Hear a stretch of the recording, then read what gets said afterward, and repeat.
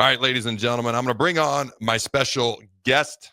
All right, NFL Hall of Fame McCann Award winner. He was with ESPN for almost 20 years, 2 decades. All right, a reporter with a sense of humor, I might add. Dallas Cowboys insider, Mr. Ed Werder. How you doing, my friend?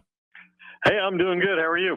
Dude, I am glorious. And before we dive into Dallas Cowboys intel, I'm giving away the first thing we're going to talk about in our prediction segment, which is Jake Paul versus Mike Tyson. Who you got in the fight tonight? I got to take the younger guy. I'm amazed that Mike Tyson still believes and can get paid at age 58 to get in the ring and box with anyone. But I will take the younger man in this fight. He's already been hit with the first blow, so Ooh. I think he'll come out hard. Yeah, the slap heard around the world. I like it. I'm not going to give away my prediction. We'll get to that in a minute, but let's talk a little NFL football, a little Dallas Cowboys. All right, they've had a rough past 4 games, lost 4 games in a row, 2 of those games by 28 points or more. Obviously, Dak has season-ending surgery. Talk to me about the Cowboys. Is there any hope for them the rest of this season? No. Oh, okay. No, their season is effectively over. They're not mathematically eliminated from the playoffs, and in fact, in recent years, we've seen teams that start 3-6, like the Cowboys have, recover and actually advance to the postseason. But can't imagine that happening for a variety of reasons. The most obvious of which is how poorly they've played, especially against top competition, even at home. And then the injury to Dak Prescott that will end his season for the second time in 5 years on IR. You know, he played every game of his career to start for the first 4 years where Jason Garrett was the head coach. Mike McCarthy's been far less fortunate. When this season ends, he'll have only played 58 of a possible 85 games. And the Cowboys are obviously locked into him as a long-term quarterback here because Jerry Jones, hours before Week 1's opening kickoff in Cleveland, made him the highest-paid player in the NFL.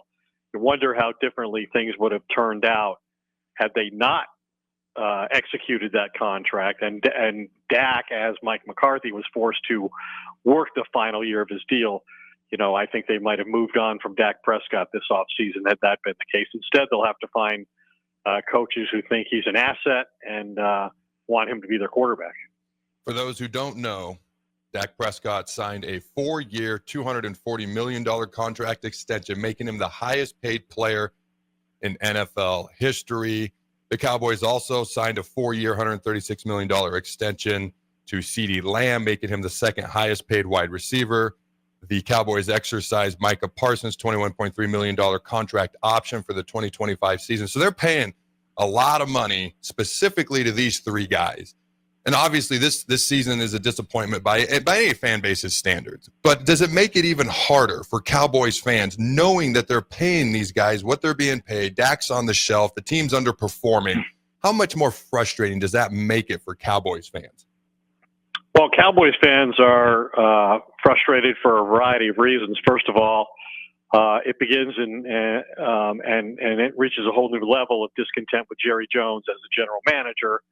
And he has been, obviously, for the last 30 years of relative futility for this franchise in terms of at least not getting to even a conference championship game, which only they in Washington have not made in that period of time. And the fact that, he doesn't judge his own performance based on the results like he does the players or even the head coach. Mike McCarthy's on an expiring contract. He went 12-5 3 years in a row, went 1-3 in the playoffs, got blown out at home against Green Bay in the first round last year. And as a result, while Jones didn't fire him as punishment for that, he also basically set him up to fail with the way they conducted the offseason, the players they lost. They were very inactive in free agency. Last team to sign a player for the second time in 3 years. And now Mike McCarthy is sitting here with probably the worst team he's ever coached.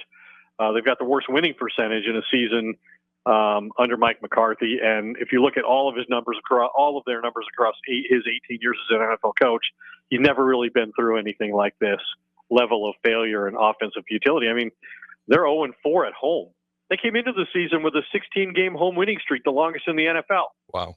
They're winless at home, and they've lost their 4 games at home by a combined 94 points. That's the most by any team that made the playoffs a year before in NFL history.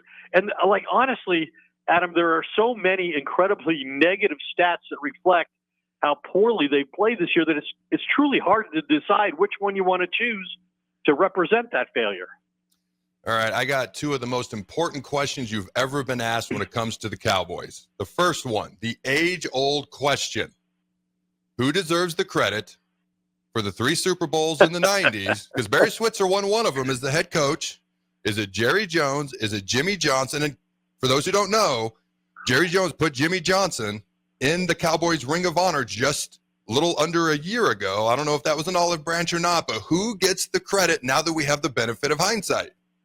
Well, it took him way too long to put Jimmy Johnson in the Ring of Honor, which he clearly deserves. He was in the Hall of Fame, Pro Football Hall of Fame, before he was in the Ring of Honor. That's crazy. And Jerry didn't put him in the Ring of Honor until he himself was in the Pro Football Hall of Fame. Oh, okay. So it's always been, this enormous clash of egos that's endured for nearly 30 years. And I think it was the fact that Jerry was doing this Netflix documentary played no small part in him magnanimously finally deciding to give Jimmy the honor that he's long deserved, but could only acquire if Jerry gave it to him. And so that finally happened, but I think a lot of it was because Jerry wanted to look good in the documentary, didn't want to appear petty.